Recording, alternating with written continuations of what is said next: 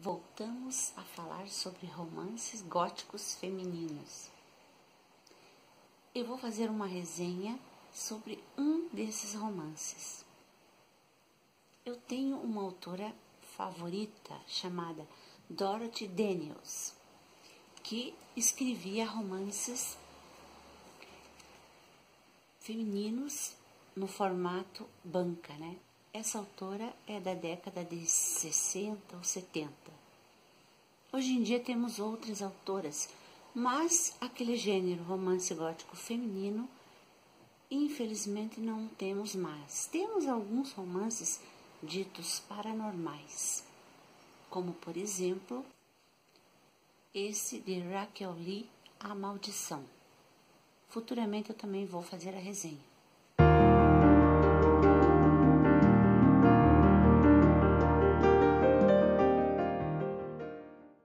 Romances góticos femininos.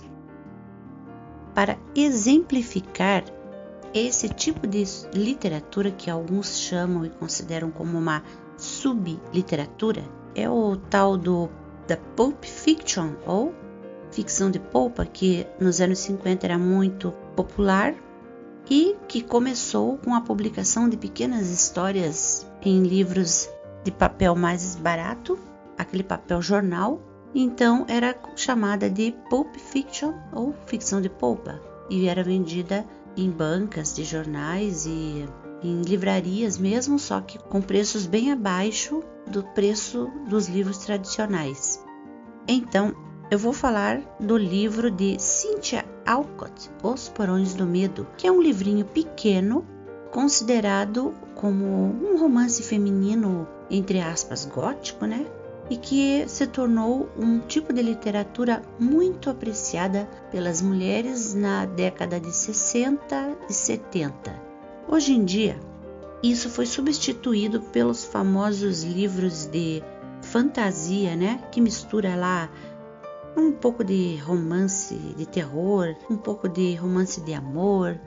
Um exemplo bom é a série Crepúsculo, onde a autora mistura lá um pouco de romance gótico com aquele cenário sombrio, e tem lá uma mocinha que se apaixona por um rapaz, depois vem a descobrir que o tal rapaz era um vampiro, depois aparece outro personagem que depois se transforma em um lobisomem, né? Então hoje em dia é aquela salada mista, mistura um pouco de tudo. Tem vampiro, tem lobisomem, tem metamorfose, tem um pouco de cada coisa. Na década de 60 e 70 não era assim.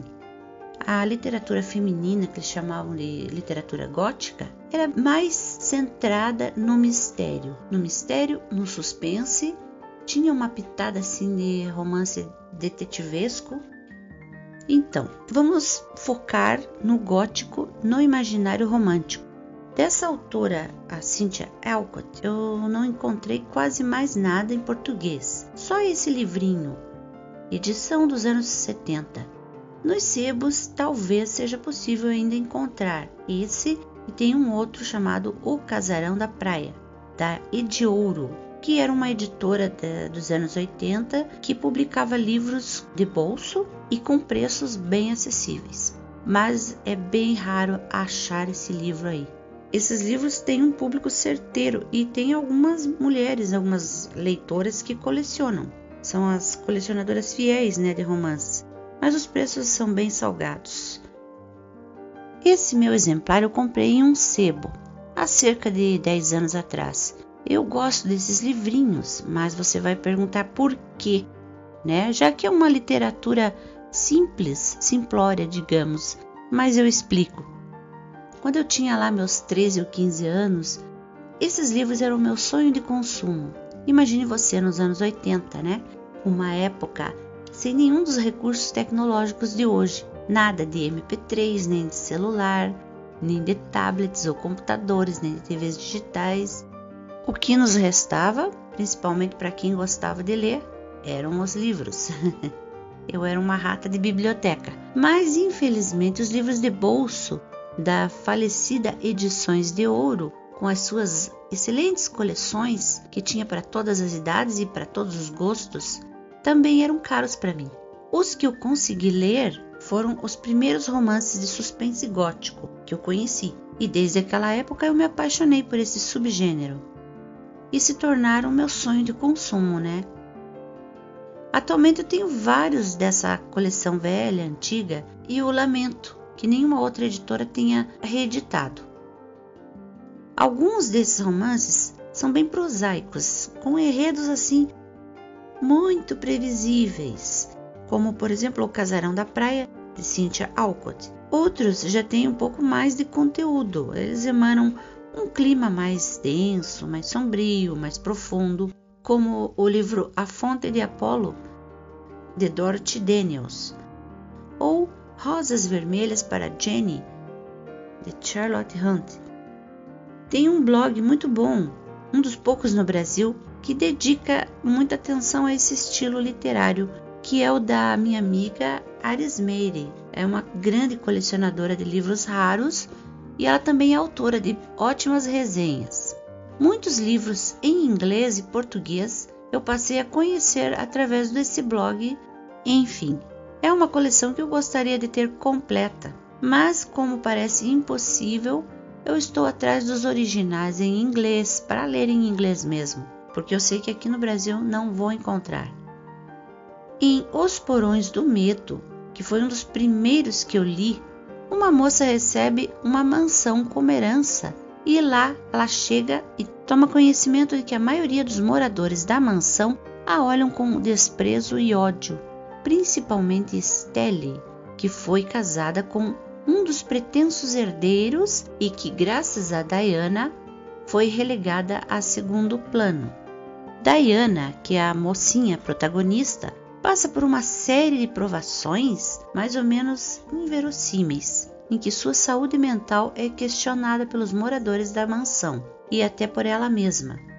Formas fantasmagóricas que ela avista à noite, agressões dentro das sombras, um médico suspeito que a obriga a se dopar, enfim, uma série de acontecimentos bem estranhos que leva o leitor a se perguntar: mas o que tem dentro da cabeça dessa protagonista? Por que ela não procura um advogado, um médico de confiança, uma amiga, enfim, ou simplesmente não sai daquele lugar?